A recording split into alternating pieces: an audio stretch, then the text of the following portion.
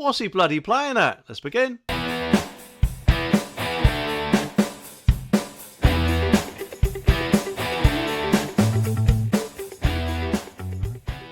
Now, obviously, renting does have its ups and downs, so to be honest, the only thing that's going up at the moment is my bloody rent. 150 quid.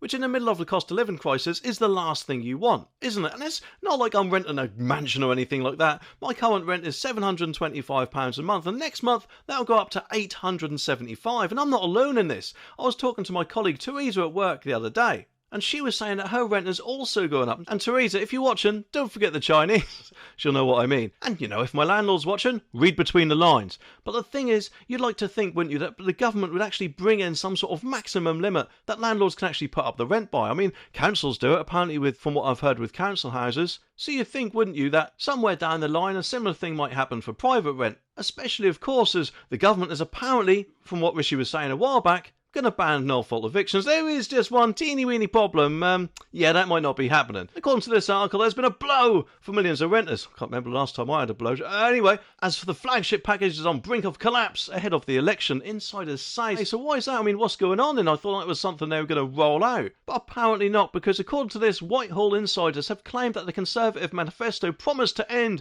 no-fault evictions is on track to fail, because Michael Gove is being held to ransom, apparently, by angry Tory MPs. And of course, you know, don't get me wrong, but I'm broadly behind the banning of no-fault evictions, because as a tenant myself, I wouldn't exactly like the idea of being kicked out of the house just because if the landlord fancies it back. But what I would say is, there may be times when the landlord does actually need their house back. Like if they can't afford their own mortgage anymore and actually want to move into themselves, or they actually want to sell it. And I think it should only be in those circumstances where no-fault evictions should take place, because let's face it, at the end of the day, the whole point in being a landlord in the first place is so you get rent coming in each month, isn't it? And therefore landlords surely have got no excuse to kick people out otherwise, because let's face it, I know what's going on here. The landlords are seeing the rent going up to sky-high levels, thinking, I'll just give my tenant a Section 21 notice, kick him out, do a bit of painting or whatever, and more than likely put the price up by, I don't know, about double in some areas, I guess. And it's the whole point of this bill that they wouldn't actually be able to do that, isn't it? Although obviously if someone is a bad tenant and don't actually pay their rent, then yes, of course,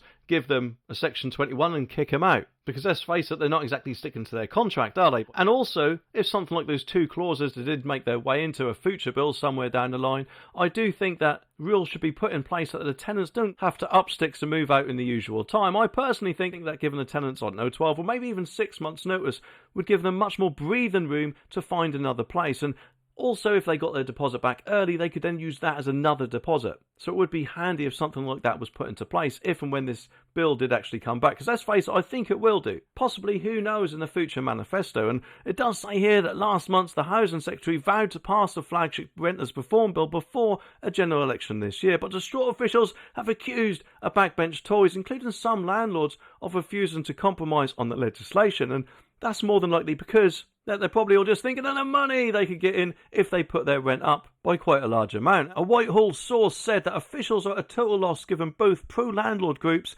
like the National Residential Landlords Association and pro-renters groups like the Renters Reform Coalition want this bill passed ASAP. But it seems a small group of landlord MPs, led by Anthony Mangle, hope I pronounced that right, are holding the bill to ransom, and I can't understand why that is.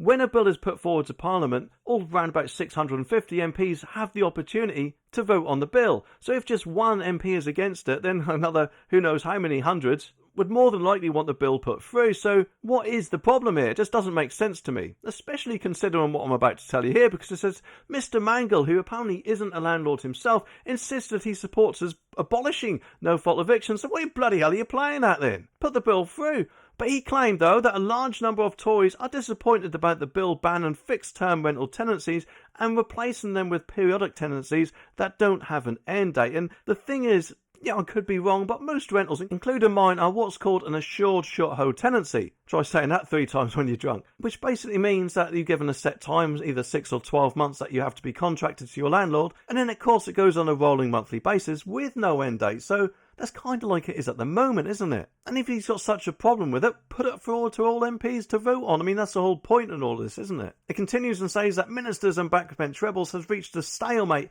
and insiders fear time will run out to pass the bill through the Commons, meaning it will fail. Mr. Mangle even said that he wants to amend the bill, not kill it. Well, you could have fooled me, eh? And listen to this, he also says, "It is my role as legislator to ensure that we pass sensible legislation. We have had constructive meetings with Michael Gove. This is about trying to find the right balance." But the thing is, Tom Darling, the campaign manager at the Renters Reform Coalition, said another delay to this legislation caused by an ungovernable rump of the Conservative MPs, many of whom are landlords. Well, there's a surprise, eh? And listen to this, it's becoming clear, he says, that they are intent on tanking their own manifesto commitment to end no-fault evictions at the 11th hour. And just think about it for a minute. If they do this, it's only going to hurt the Conservatives even more, isn't it? Because if people think that they're not sticking to their whole manifesto, then what is the bloody point in actually putting forward a whole manifesto in the upcoming 2024 election? Because let's face it, it's not going to look too good, is it? I mean, not only will it open up the door for Reform and Labour